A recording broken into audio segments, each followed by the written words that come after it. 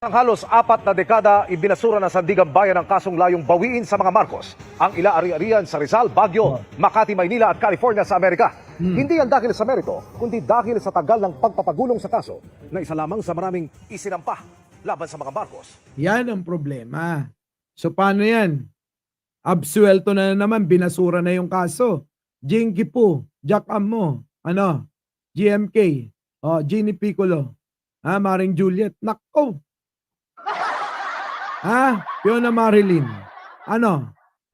Fiona Marilyn, shout out. Ito ngayon mga kababayan, ito yan. Masakit na naman ito sa mga anti-Marcos. Lalong-lalo na kay Duterte. Diba? Kasi mga kababayan, hindi nila mapatunayan.